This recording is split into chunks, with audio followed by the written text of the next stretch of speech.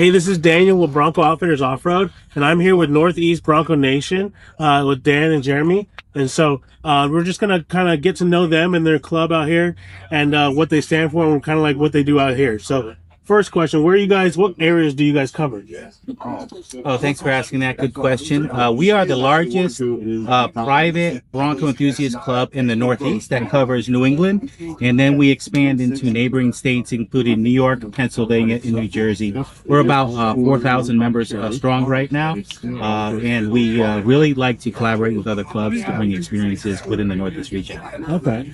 And then, so also on top of that, what are some of your most popular trails that you guys go on? Like yearly.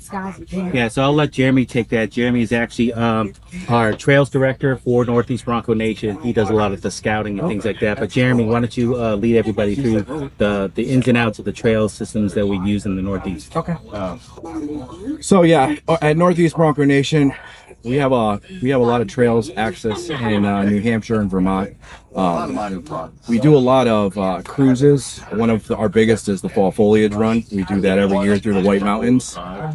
We also do a couple of like off-road parks, 508 International, and we head down to like Connecticut. We do a yearly thing down there where we enter the trail system and we kind of show all of our members the right way to access the trails and do it responsibly.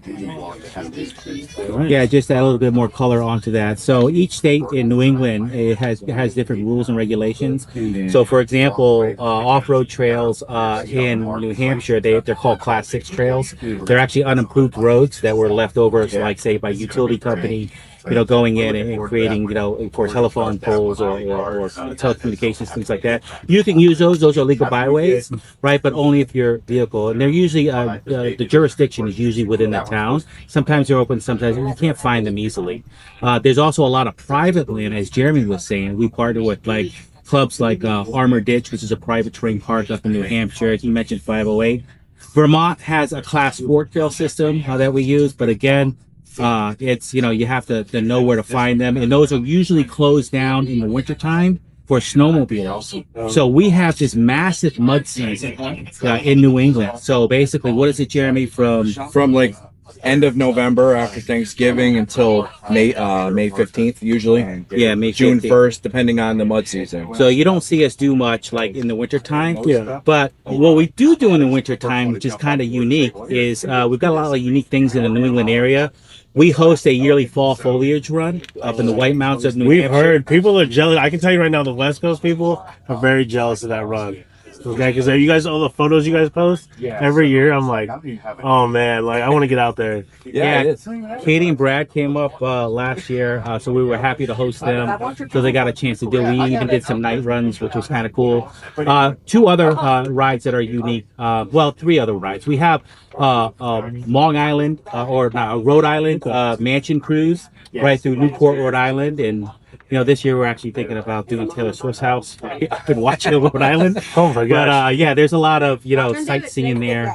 That's more. We also have a main lighthouse cruise, which a lot of people have been asking for. We started that last year. We're going to continue it. And then the last unique thing that we have is in December is what we call the lobster trap cruise. So all the lobster fishermen on the East Coast, whether it's Maine or New Hampshire, will take all of their lobster pots at the end of the season and decorate them as as Christmas trees, right? Okay. And then we do a scavenger hunt to go and find them. And so it's kind of cool. So there's some unique things that we can do in New England that I don't think can be offered anywhere else in the nation. Nice. You guys are clearly about the Bronco community and having fun and also respecting the trails. I remember we sat down when you were in San Diego and you were kind of explaining like, you can't, it's not like on the West Coast where you just go on a trail. You have to, there's certain regulations and ways that you have to go about it. And so if you're not sure, definitely reach out to them about which trails you can and can't go on, just because one Bronco definitely reflects on all Broncos. And so we want to make sure we're doing it correctly and setting good standards. But yeah, and then, so what does the future hold for Northeast Bronco Nation? So I'll give a response and then I'll let Jeremy. So one of we have two main objectives that we concentrate on now. One is around really partnering in responsible off-roading, and I'll let Jeremy explain more of that. Okay. But the other thing that we're really focused on is really enriching the community by reaching out to other clubs, partnering with other clubs, really creating a nationwide presence. You will see we're one of the groups that actually reach out and we'll do a lot of collaboration rides. Last year we did it with Broncos of Texas. We did a bucking in the Smokies here, and we did a few other rides. But we really reach out, whether they're local clubs or national clubs.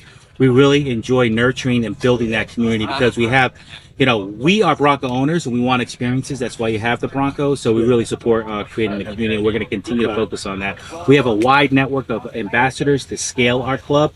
So in each state, in each region, we have maybe 1 or 2 ambassadors to support the local region, and then we concentrate more on the global and national events.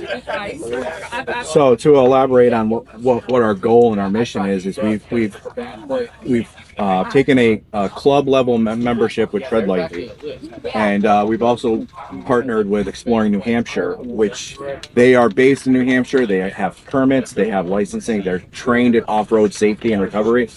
So we partner with them to offer that to our members, so that they can get some knowledge and experience, and also some training to go out on the trails and be responsible.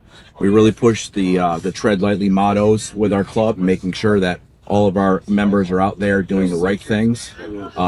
Dan can tell you that I am on the Facebook group and I'm calling people out if I see them doing things they shouldn't be doing. We'll talk to them about the association, right? If somebody does something wrong on a snowmobile trail. Yeah. So I mean, like Daniel was saying, one Bronco reflects on all Broncos. So us being in the Northeast, if one Bronco ends up on a trail in the wintertime, it gets posted on social media and it comes directly to me.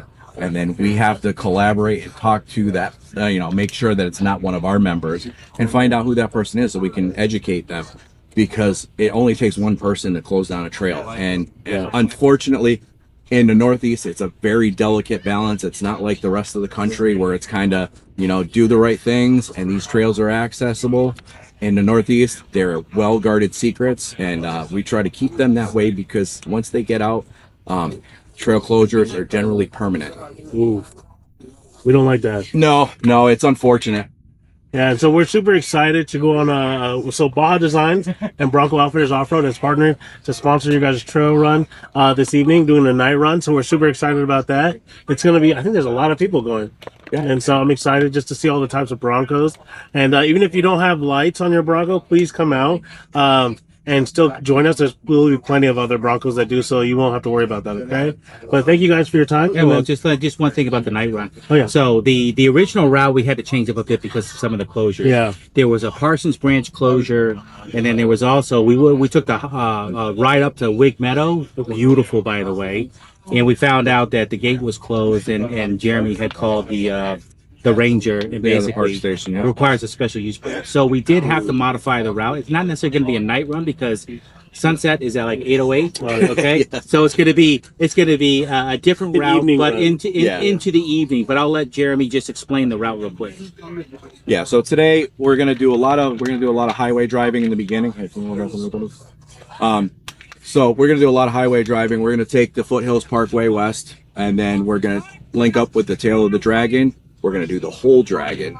And then we're going to head over to the Joyce Kilmer National Forest Road. We're going to follow that all the way to the Cherra Hollow Skyway. And we're going to stop up there, get some good views, and let everybody get some pictures up there. And then we're going to head to our staging location where you guys can grab some food. There's a couple different places down there: the Teleco Drive-In, the Iron Grill. And then there's a gas station where we can refuel up, and those that have had enough, they can take off and enjoy the rest of their evening. And the In It to Win It's are going to do some off-road. There's about 6 stream crossings we're going to do, and then we're going to hit some dirt gravel roads into after dusk. Sounds fun. So a little bit changed, but when you come down here, you never know weather, seasonal park closures, whatever you. So we actually spent 11 hours pre-running on Tuesday, right, to kind of finalize this route. So we're really looking forward to it. And thank you for sponsoring the event. So, all right, guys. Thank you, Dan, Jeremy. Thank you for your time. Absolutely. And we'll see you guys out there. All right. Great. Thank you. All right. Thank you, Dan.